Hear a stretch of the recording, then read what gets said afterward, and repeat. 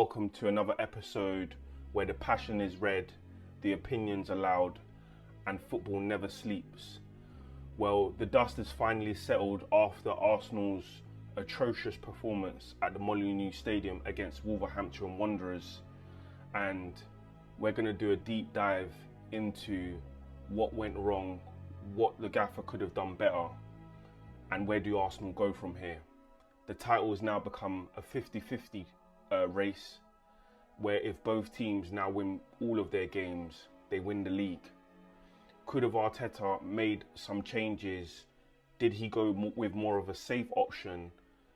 Could he have been braver in terms of selection? So my take from the start is, if you go back and listen to what I said in terms of Arteta, he has an amazing squad. I say it throughout most of the episodes, and I feel what he did against Wigan was such a blueprint there to show that he can play against teams that he knows that he's going to go and dominate. I think that was Arsenal's blueprint, to go and beat teams that are going to have less of the ball and be very defensive minded. I feel that three at the back that he deployed against Wigan was the same three at the back he should have deployed against Wolves. Whether it being a League One side versus Wolves, I think if you're going to actually try it in the EPL, why not try it against the bottom of the league team in Wolverhampton Wanderers, who have literally been beaten by every single team in the league. Now, in terms of personnel, why I feel he should have deployed this, in games gone by, you can see Timber isn't quite up to speed right now, and he's tired, he's fatigued. Same with Zubimendi. I do feel he didn't need to start, and I've been saying that over the last couple episodes about we can actually use Nordgaard. We can also obviously use an Erdegaard who wasn't fit in this game, in terms of we can go into the final third and suffocate the opponents. We don't need Zubimendi and Declan Rice to play against Wolverhampton Wanderers. And what you saw from the off is a formation that we always see from Arsenal, which he's deployed. In fact, this time Zubimendi was actually sitting far back, and you had Declan Rice going forward. You could kind of see that, in this kind of a game, he felt it was safer for Zubimendi to sit back as the six and Declan Rice to push on. But what we had here is, from the middle of the park, we had no real decisive cutthroat passes. I feel Nordgaard was the person who made Eze tick, and that's what Eze was missing. Again, he didn't really come into it. I feel Nordgaard got those players that are skillful, like Saka and Eze, onto the ball, as well as Noni. I think also we are really suffering down that left flank. Martinelli and Trossard aren't in the greatest form, and now that's coming to light of why everyone probably wanted a left midfielder in the summer, and that was going to be crucial to Arsenal's title charge. I think one of the things that we're looking at now is Semenyo for Man City, who's absolutely having an amazing season. Could Arsenal have gone in for him and broken the bank to get Semenyo over the line, as he was an Arsenal fan, and now he plays for our current nearest rivals in City for the title? Why I do say Nordgaard could start is because I feel he's a risk taker and he wants to make those passes.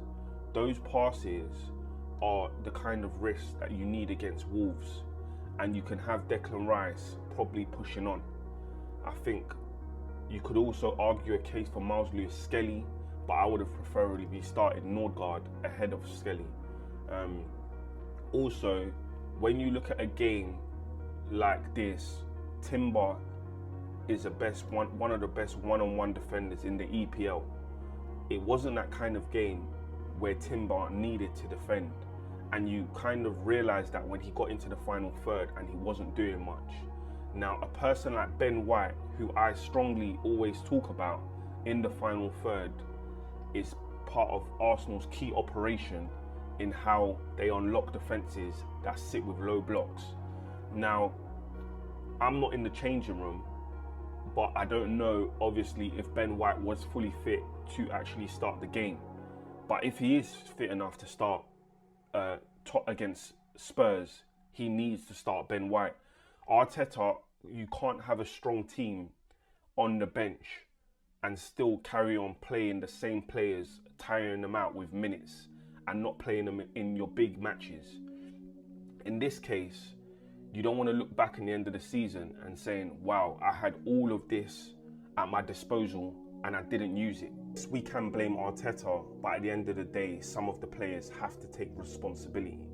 It's quite clear that as the gaffer, you obviously deploy a formation and tactics, and it's now down to your team to go out there and perform. What we saw from Arsenal was a collective of players on the pitch, maybe bar one or two, was a lackluster performance and a team that didn't show no desire that they're chasing their first title in 2 decades. And it was quite evident when you allowed a team of Wolverhampton's quality, no disrespect, to come back into the game off of nothing. Wolverhampton Wanderers almost built something off of nothing because Arsenal allowed them. The number of turnovers that actually happened and took place in the game allowed Wolves unnecessarily to get goals from certain situations that didn't need to occur. When we look at the last goal in the dying embers of the game, the 94th minute or so, people are now asking whose fault was it? And I think it's a panic of both Gabriel and Raya, and communication clearly wasn't there. But had Arsenal had been playing on the front foot either way of a 2-0 or 3-0 win and put the game away in the first half, which I feel they could have done, this would never have mattered in the first place. So let's not look at the smaller details. Let's look at ourselves in terms of the offensive work, because Arsenal's defence is currently why Arsenal sit at the top of the Premier League currently. So I think more chances have to be taken and more risk has to be taken going forward for Arsenal to actually find success. What you do get is a lot of top teams, they don't always deploy the same formation for the same teams in the league. You have to send out a message that we are coming to fight and that we are not here to play games. We want all 3 points. Arteta sent out the same message in terms of he played the same team, and Wolverhampton almost knew how Arsenal were going to set up, which they defended with their lives and grew into the game. And in the end, they took the fight to Arsenal. 11 games to go and Arsenal have to win. If you're to be champions, you now have to go on a ruthless run and win all your games. Man City have got some tough games coming up also, but Arsenal's games are also equally as tough. Arsenal have got Spurs away and then they've got Chelsea at home.